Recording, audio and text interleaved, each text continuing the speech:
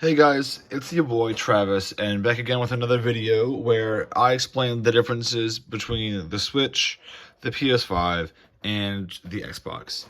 Yes, I know, my desk is a mess. Every time I even give you guys a glimpse of it, I get harassed about it. Yes, I know, no, I'm not going to fix it.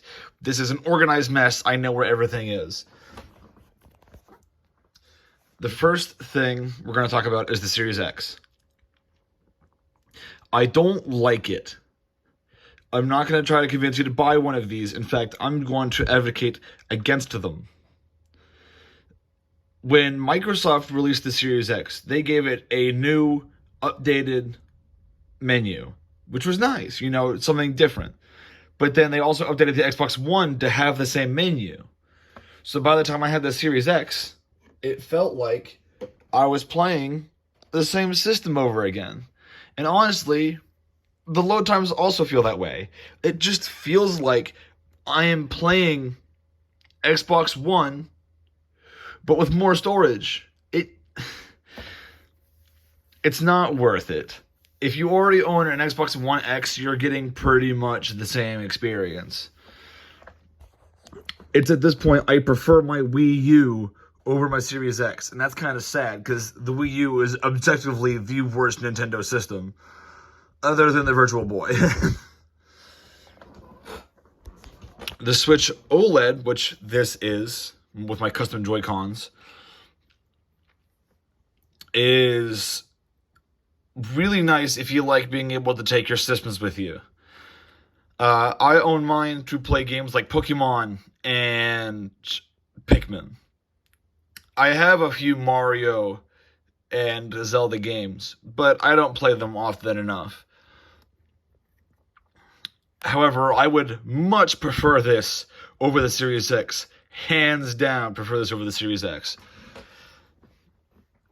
Now to what you guys have been looking at for the past 2 minutes is my PS5.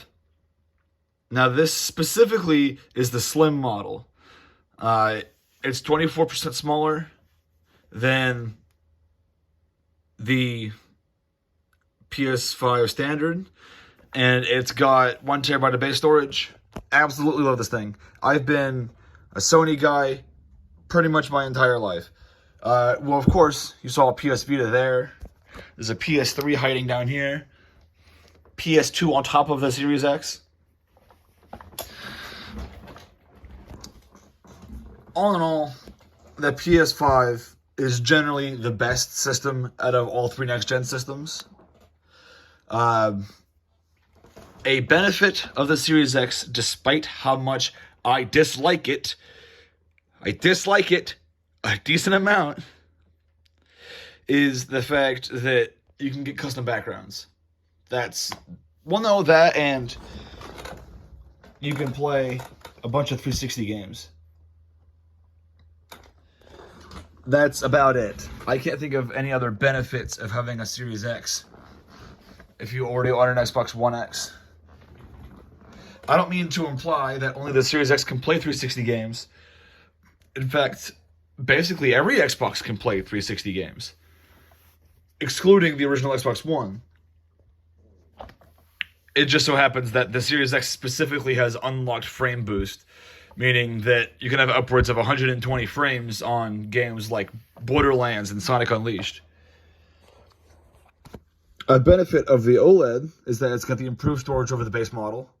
It's got a better battery, a much better screen. The screen is also bigger. Not to mention the OLED specifically has an Ethernet port plugged into the back. So you can connect it directly into LAN if you wanted to. The only downside that I have with the OLED, there isn't many. This is more of a me thing. The little tab you use to pull it open, unlike the V2 and the Lite, this doesn't have like a little recess. It's just a little groove, which with experience I've gotten better at opening now, but when I first got it, it was tough. And you kind of have to keep nails. You kind of have to keep a little bit of a nail. Otherwise, you will have a tough time getting in there. A benefit of the PS5, no load times. They're just gone. Like in God of War Ragnarok or Spider-Man, they just don't exist. Sony is ahead of the game on this one. So, if your question is, which one should I ask for? Depending on what kind of games you want to play, it's a tie between the PS5 and the Switch. However, I'd kind of hold off on the Switch right now because they're thinking about releasing a smaller OLED, which actually might be sick if it still uses a specialty kind of Joy-Cons, or if it's just a light with an OLED screen. Keep a hold out on the Switch unless you don't really care and just want to play those games. But hands down, the PS5 or the Switch would be my pick this Christmas. I know this video was pretty much just, Xbox, the video, as in they could do better, and they have done better. The 360 slapped. I love the 360.